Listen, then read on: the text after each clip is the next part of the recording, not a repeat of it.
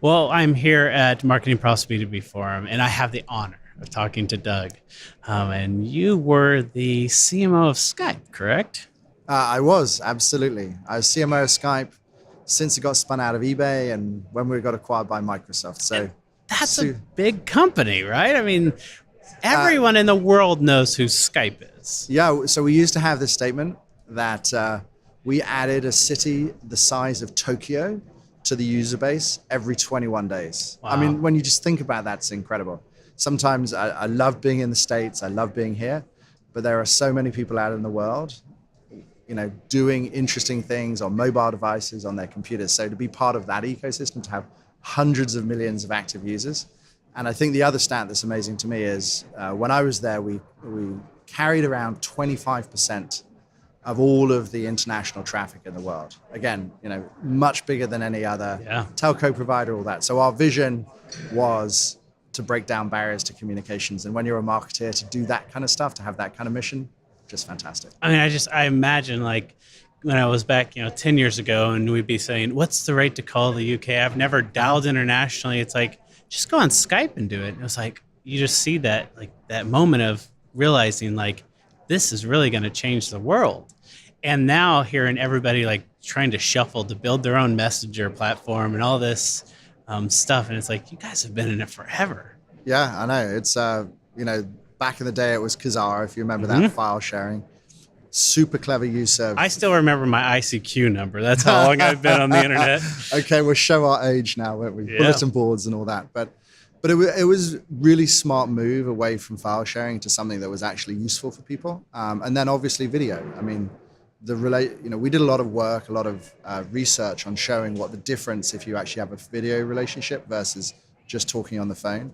And that's kind of the other, whether you're talking, I'm sure like most people who use Skype, they use it to talk to their grandmother, show their kids, that kind of thing, but also from a business context. So it was really interesting, different segments and changing the way that people communicate. Yeah. And then after Skype, you left, right? And then you went to a tiny little company, correct? Well, so that's right. So we got bought by Microsoft, as you know, and they've continued to reinvent the product, and that's interesting. But when I was with Skype, I was in Luxembourg. That's where Skype was headquartered. But I've been in San Francisco for a long time. So I came back to San Francisco. And long in the dim and distant past, in the late 90s, I've been involved in leading McKinsey's CRM practice. And I'd seen Salesforce when it was like this tiny little company. I remember going to one of their first user conferences, which is a fraction of the size of this. Mm-hmm. And just thinking, the cloud and how that's going to transform B2B software. So it was exciting. I knew a couple of the senior leaders over there. So I gave them a call and said, love to get involved. And I joined Salesforce, ended up taking the CMO role at Salesforce, and that was quite a ride. Okay, so Salesforce, I mean, they have one of the largest events in the industry, right? They are dominant in the CRM space. What was it like to be CMO at Salesforce, like that level of intensity? So somebody once described it to me when I took over the role, a former CMO. So as you may know, Salesforce has had many CMOs. Mm-hmm. But they said to me, it's interesting because you can have companies that build their whole marketing strategy around your event, around Dreamforce. Mm-hmm. So there's a big responsibility to get that right. And then we did the Salesforce roadshow, which was kind of doing similar kinds of events all over the world. And Salesforce, as you rightly say, is a big events company. So, you learn a lot through doing that, and it's fun and it's crazy. But also on top of that, right, my number one job was to run demand gen, right, to build the processes, the programs, to use, Salesforce for sales and other tools for marketing. So, it's a very, very, like many CMO jobs, an incredibly broad role, whether it's dealing with PR, AR, events, demand gen. So it's challenging, it's high stress in an environment where you have a CEO, Mark Benioff, who's a fantastic marketeer. So also has his own ideas about how things are done. So very exciting place to be. Your CMO just handed you a global campaign with a short deadline and the request to lead with video. You're given a team of you and, well, you. This campaign is asking for 15 videos that need to create awareness and engagement across multiple online destinations, drive demand and lead gen, and measure performance. Whew, calm down. Everything's gonna be okay. We've got you covered. First things first, we're gonna set you up with Video Marketing Suite, which will allow you to access everything you need from a single online location. And it's made for marketers, so you can easily run your campaign yourself.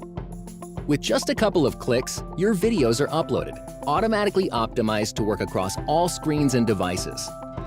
You can distribute to your social channels to reach audiences where they are, and then drive them back to a customized branded video portal using Gallery, which you can create quickly, easily, and in multiple languages. For live events, Brightcove offers an easy-to-use live streaming interface, and after you're done streaming, trim the video and post it on demand for people who missed the event. We'll even help you create interactive elements to optimize video for lead generation. To make sense of all this, our analytics platform tracks a number of statistics in an easy-to-use UI. This data feeds into leading marketing automation platforms. You can see who watched and for how long, and what other content they consumed. Then you know what to create and who it's for. We're Brightcove. We'll help ensure that your video marketing is a success. And then you made the conversion, right? You moved out of Salesforce and then went to Leadspace, right? Absolutely. So CEO of Leadspace. So, basically, at Salesforce as CMO, as I said, running demand gen and things, it became very clear to me that the transformation that had happened to B2C marketeers and using big data and analytics and programmatic ad buying and all that kind of stuff, that was going to happen to B2B marketeers. And it's a much more we can talk about why it's different, more complicated process.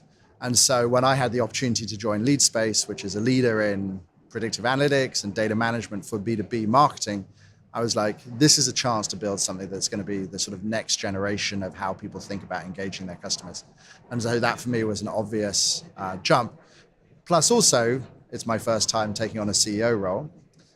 And in that situation, being able to sell and engage with marketeers, an audience I know really well, it was a really good sort of combination of a space I knew, a product I believed in, and also an audience I could engage with. And I love that transition. I think it makes sense to have the CEO come from a place of understanding the customer, not just understanding the buying habits of a customer or understanding the technology stack, but understanding the customer. And I think as we start to see CMOs take more of a seat at the table and have a real voice into the company, you'll start to see more of that transition, that people will roll out of that CMO role into the CEO. Do you have a feeling that people are kind of or companies are leading down that path? Absolutely, right? So when I took my first job as a marketing person, a brand manager, I did it because back in the, I'll date myself now, 90s, so many CEOs were marketing people. But then we went through this time in the 2000s when all of a sudden product became king. A little bit actually like we talked about before the show. And so then it was Mark Zuckerberg and it was, people who could build great technology, right? And that was cool for a while when technology was hard to build.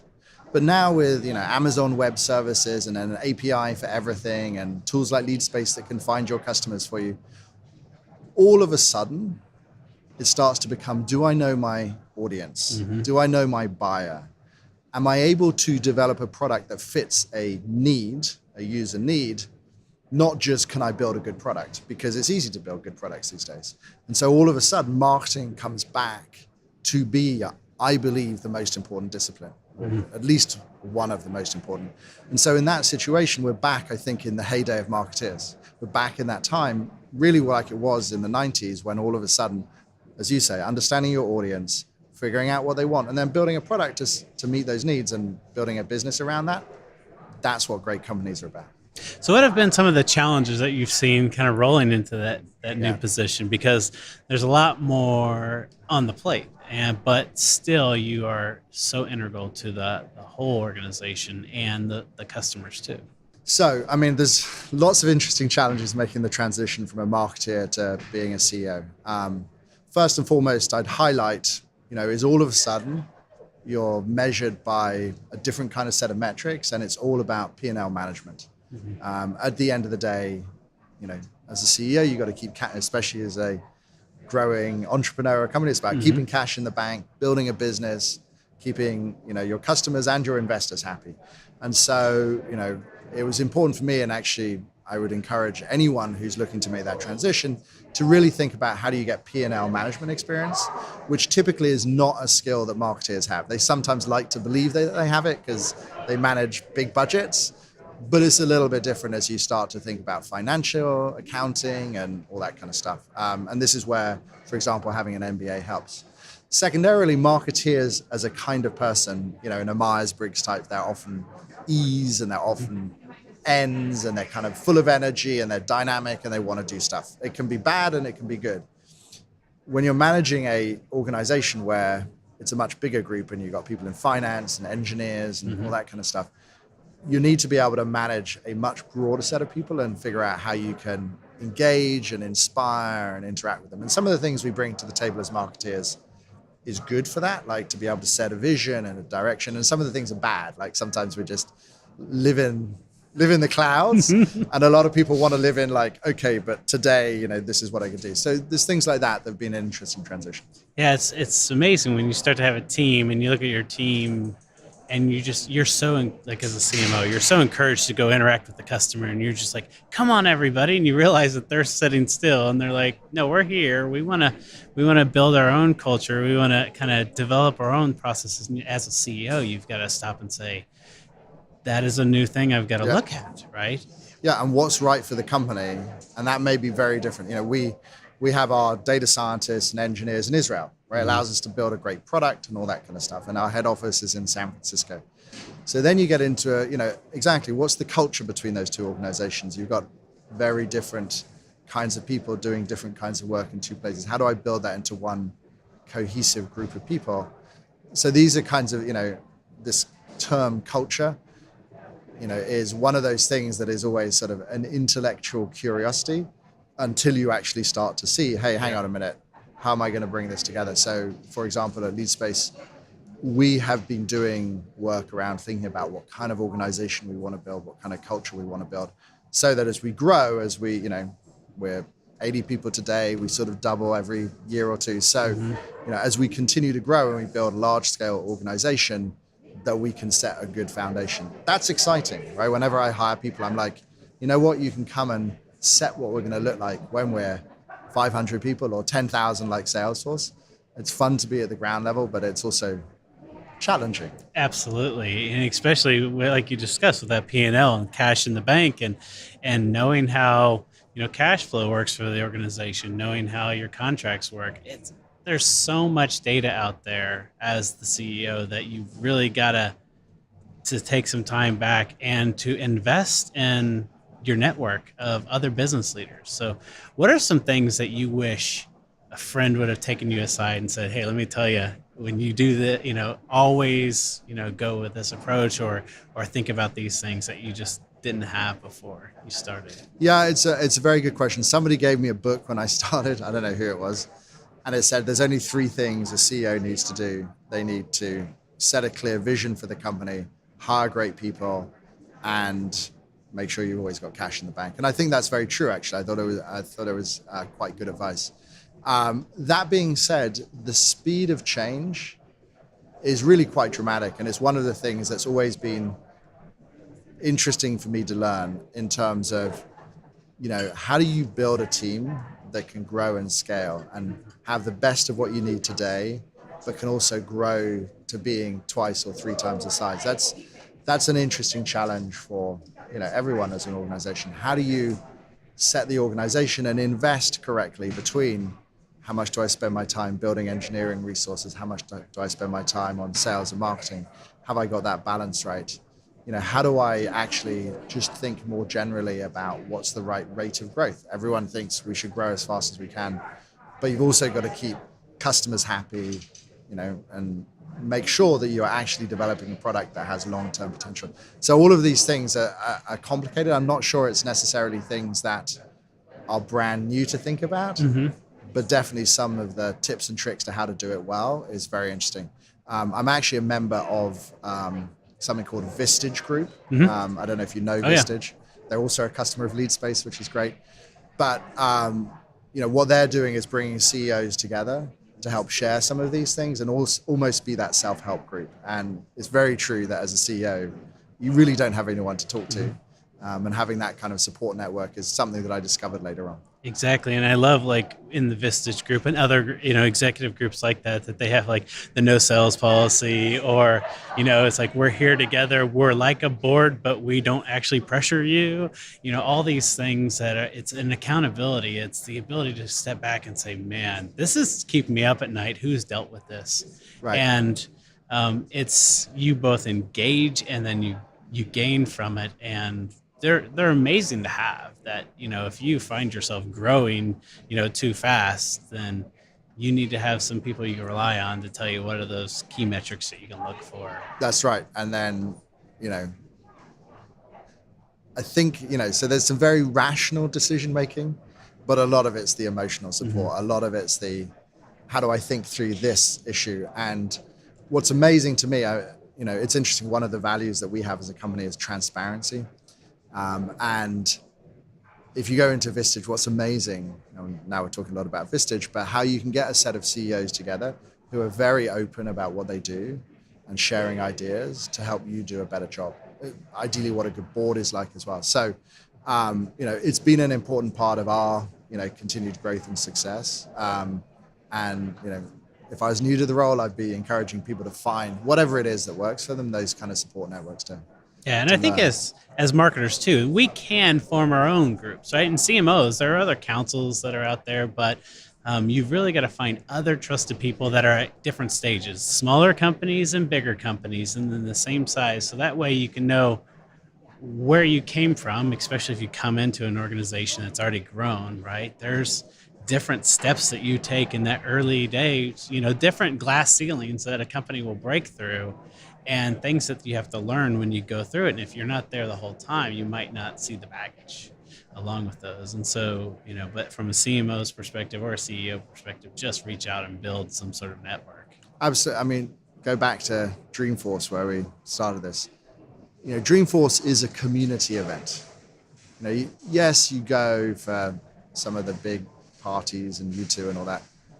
But a lot of it's the sessions to learn from other people. And even more important than that is the get-togethers where you're just with your peers or an event like, this one, the B2B Marketing Forum. So these, I think, we sometimes forget that those soft, fluffy interactions where we just sit down in a bar, we're chatting to our mates about how we do things, is important, right? We have the same, as a company as well, right? So I have a customer advisory board. It's very important, actually, with the likes of Microsoft and Bloomreach and RingCentral, helping us figure out what our vision is, right? Not just drinking our own Kool-Aid, but making sure we get the customer's input. And that's incredibly helpful for us too. So as you say, seeking out what those opportunities are to, connect the dots. And especially in marketing, because marketing is such a diverse discipline.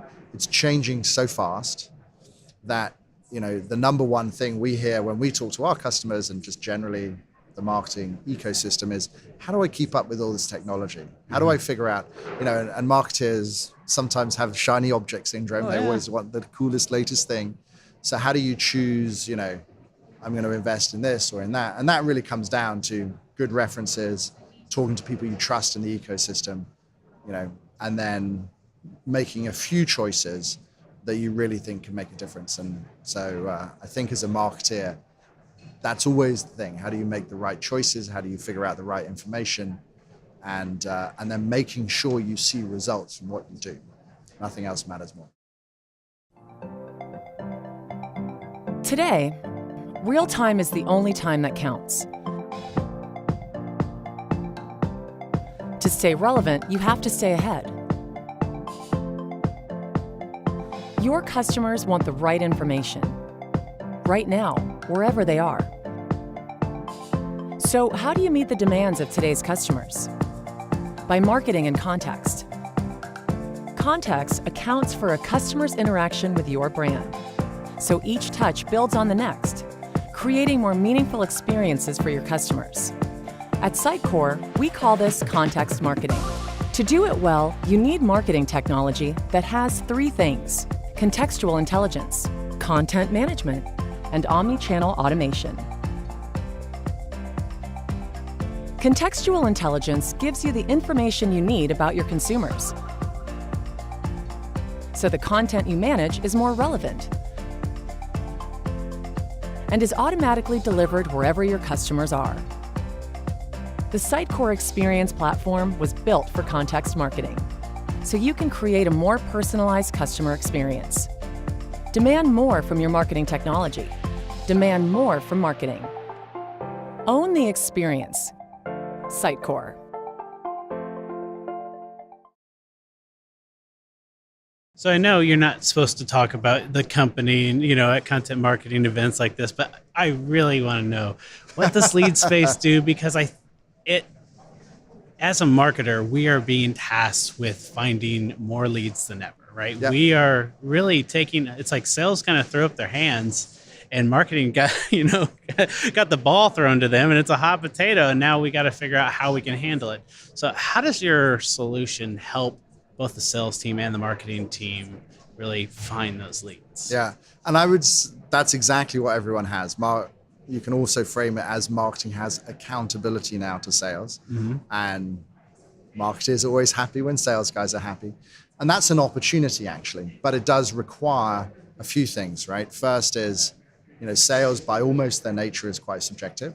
So how do we bring more data? How do we bring more real information into the discussion? It can be quite subjective in terms of having a view, a feeling about what to do. So how do we bring more analytics in terms of doing that? And then how do we scale it? So I sometimes describe what Leadspace does is just what a good salesperson does, but we do it at scale.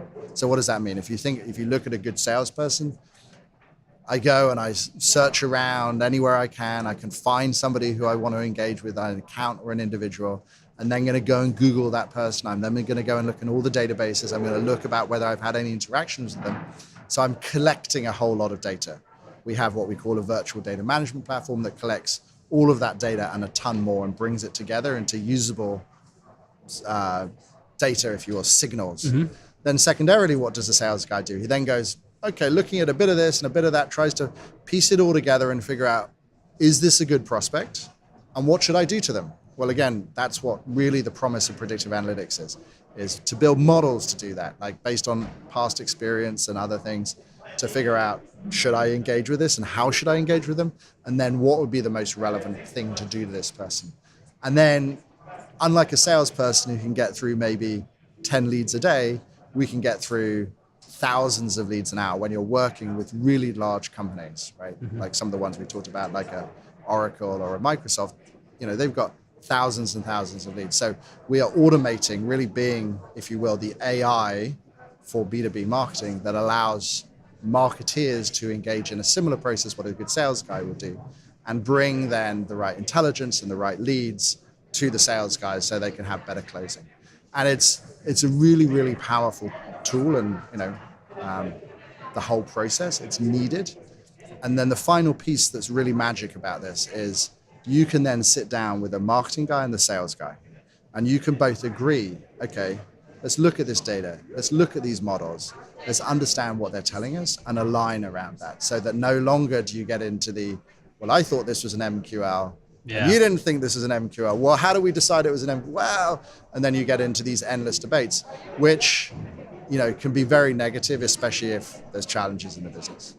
And the draw for who's close, one person handing off the deal to them and then interacting, but then marketing still being engaged with the customer. And there's always a time period where it's like there needs to be more communication, but everybody feels they can't communicate because they're too busy doing the work. So we do need bots, right? We do need systems that can collect that data, that can tell us, platforms and size and real data, not just like stuff that somebody sold somebody else, in the back of their car or something. It's, look, and I'm a great believer, having been in CRM and marketing for a long time, that this is also not a one-shot thing, right? All CRM is about testing and learning and getting better. So I'm a big proponent of, I agree, absolutely, everyone's too busy.